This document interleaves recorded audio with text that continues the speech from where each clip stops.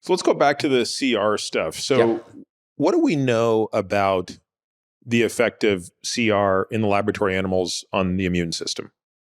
Right. So it's a little bit complicated. So first of all, laboratory animals in the laboratory are kept in what's called a specific pathogen-free environment. So that doesn't mean there's no pathogens, but it's a relatively low pathogen environment where they are not obligated to really use their immune systems against all the challenges that we would face in the real world. So one question has come up. Are animals that are on calorie restriction immune compromised? And again, I think the data is a little bit mixed, but certainly there have been studies where people have done pathogen challenges on CR animals and they respond better. At least the old animals respond better than age-matched ad libitum fed control. So ad libitum just means eat as much as you want. But then for certain types of challenges, the caloric restriction clearly causes a deficit. So yeah, the sepsis experiments are pretty clear. Yeah. With the CR animals compared to controls, when you induce sepsis in them, the CR animals die much more quickly. Right. And so, of course, the obvious implication of that is that maybe CR would impair immune function in people and lead to higher risk of all sorts of infectious diseases. And this gets additionally complicated, though, by the question of, optimal CR with optimal nutrition. So sometimes you'll see this CRON, CRON, right? Caloric restriction with optimal nutrition, or CRAN, caloric restriction with adequate nutrition, right? So that can be done in a mouse, right? We can control all of that. So we make sure that they get all the micronutrients and vitamins that they need when they're on this CR diet. When you move into the real world and people start practicing caloric restriction, that all goes out the window, right? Like if I wanted to do caloric restriction off the top of my head, I wouldn't even know what to do to make sure that I'm getting optimal nutrition, right? And so in that state where you are CR without optimal nutrition, I think that's where I really become worried about the side effects, particularly as you raised immune deficits, because you may not be getting the nutrient value or the specific micronutrients and vitamins that you need to maintain a functioning immune system. Sure, you may affect some aspects of the biology of aging in a way that you're aging biologically more slowly. That doesn't matter if you get influenza and die, right? So again, I think that's an additional complication that comes into play when we start talking about, we haven't talked about all the other, anti-aging nutritional strategies. When we start talking about recommending those nutritional strategies to the general public based solely on mouse studies, I get really concerned because of this environmental complexity that humans live in. And we haven't even talked about the genetic complexity, right? So there's all sorts of things that are just different about laboratory animals compared to people living in the real world. And then what can we say about frailty, sarcopenia, as it changes in an animal in a CR environment, and can that be extrapolated also? Yeah. So I think it's pretty clear. I think that much like rapamycin, most functional measures of aging seem to be preserved in calorically restricted animals, including measures of frailty and measures of sarcopenia. And the same thing again is true with rapamycin. This actually surprised a lot of people when the first studies were done, because the expectation was, because mTOR plays such a big role in muscle synthesis, that if you inhibit mTOR with rapamycin or caloric restriction, which is a potent inhibitor of mTOR, that you would actually see accelerated sarcopenia. And that just isn't the observation in laboratory animals.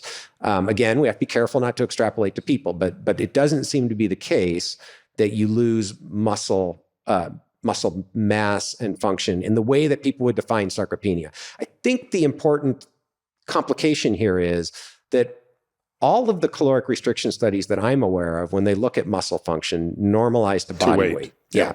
And the calorically restricted mice weigh substantially less than the ad libitum fed mice. Usually, I think it's on the order of 35% less.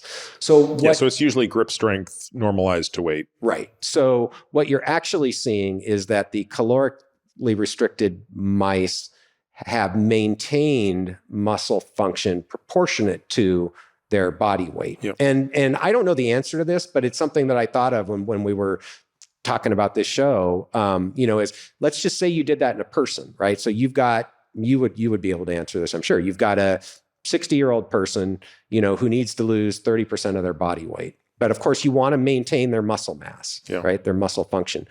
Would you view it as a good thing or a bad thing if they lost 30% of their body weight and 30% of their 30% muscle? of their strength? No, I don't think we would, and I don't think we would view it as a good thing if that, because again, if you're telling me that someone needs to lose 30% of their body weight, presumably their body composition isn't great to begin with. Yeah. So no, I think you would view that as maybe a better thing than where they started, but not optimal either. Yeah. Right. Optimal might be you would lose 30% of your body weight, but it would disproportionately be adipose tissue, right, and you might only lose 10% of your strength or none at all. Right. Right. So again, this is depending on the change in lean body mass. Yeah, this is just a complication of the CR studies. And again, even it's hard for me sometimes. It takes me, 20, 30 minutes of trying to dig through the paper to really figure out, what normalization did they do to look at metabolic rate or muscle mass or lean mass or fat mass or muscle function, right? But usually these studies will be normalized to body weight. This actually comes up also in some of the intermittent fasting studies where, the question sometimes in these studies is, are they isocaloric or are they calorically restricted when they're put on intermittent fasting? And people will claim they're isocaloric, but the mice lose weight. And what they really are is isocaloric when normalized to body weight, right? So, they're really calorically restricted, but you have to kind of dig to get how the normalizations were done to really understand. Now, when we think about what we know in humans, there was a study that looked at the difference in bone mineral density in people who underwent equal amounts of weight loss, one driven by a caloric restriction strategy, one driven by an exercise-driven strategy. And the exercise-driven weight loss group did not experience a reduction in BMD, but the CR group did. Yeah. So, that's interesting. That's yet another thing that makes you think there's a little more nuance to this, which is not to say CR from a weight loss perspective isn't valuable, but it begs the question, is CR the right tool for longevity? Once you've achieved optimal weight, is additional CR beneficial? Well, that makes the assumption we know what optimal weight is. I think that's kind of the crux of the question, right? We're asking, does CR impact longevity positively? We know if you go on CR, you're going to lose weight. So if the answer to that is yes, then by definition, optimal weight is lower than what we think, right? Well, I guess humans though, right? Yeah, I know, but we don't. I know. would say we still don't really know what optimal weight is. So again, this I think just reflects the challenges in coming to definitive answers. And I think maybe the way I think about it more so is, what are the what are the downsides potentially to caloric restriction? And if we don't know that caloric restriction has big benefits in terms of health span and perhaps lifespan, what are the downsides, and do those downsides outweigh the uncertainty we have about whether caloric restriction is beneficial? And unfortunately, I think this is something that not very many people in this field pay attention to, right? People are, we all expect if you do a clinical trial of a drug, you're going to report adverse events and you're going to look at side effects. Very rarely do people think about that before they write a book recommending that people should do diet X, right? Even in the clinical trials, some of the nutritional clinical trials, they don't really carefully monitor adverse events. And I think it's just, again, it's a bias in the way we think about interventions. We feel like nutritional interventions are by their very nature safe. And I think, certainly for extreme nutritional interventions, that's clearly not true. So I think we should be thinking about what are the risks associated with significant caloric restriction in people as a therapeutic strategy.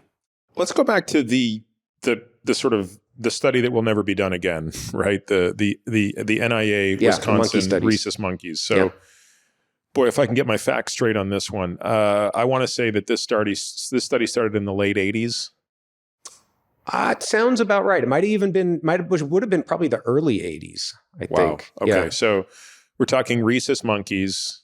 These are animals that are going to live 30 years potentially. Yeah. 40. Yeah. I think the average was closer to 40. Yeah.